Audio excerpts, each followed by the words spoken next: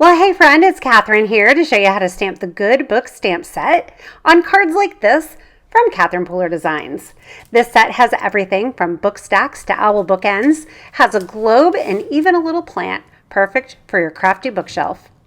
Let's get started. First up, the globe. I like to stamp the land and the base of the globe first, then add the outline over the top in a dark colored ink.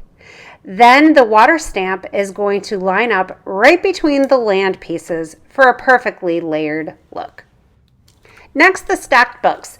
This is actually the most challenging stamp to stamp from the set, but once I break it down, I hope you find it easy to master.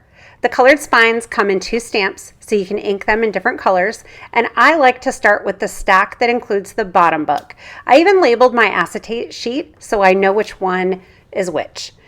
Then you're going to add the outline and finally stamp the stack with the top book to finish it off.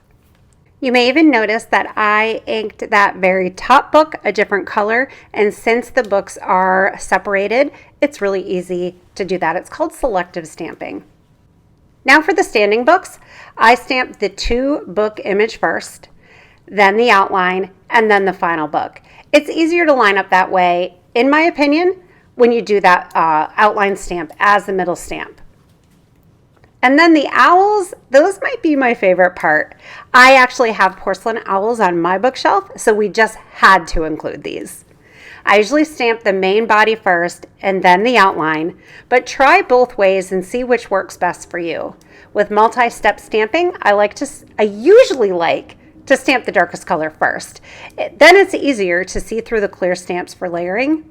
But on these owl images, I think stamping that body first because it's so large, then the other pieces kind of fall into place.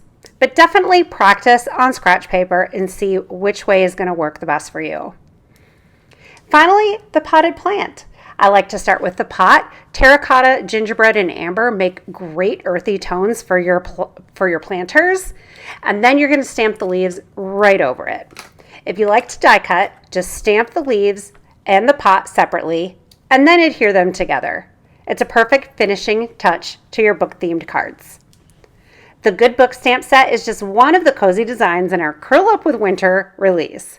Check out the rest of the release for more stamps and dies that coordinate beautifully, and stay tuned for more tutorials right here on YouTube. Make sure you are subscribed to the channel, and you can also check out catherinepooler.com/blog for more inspiration. Thanks for joining me. Hope you guys are excited about this fabulous, cozy release and you're inspired by a few sneak peek cards here. Have a great day. See you soon.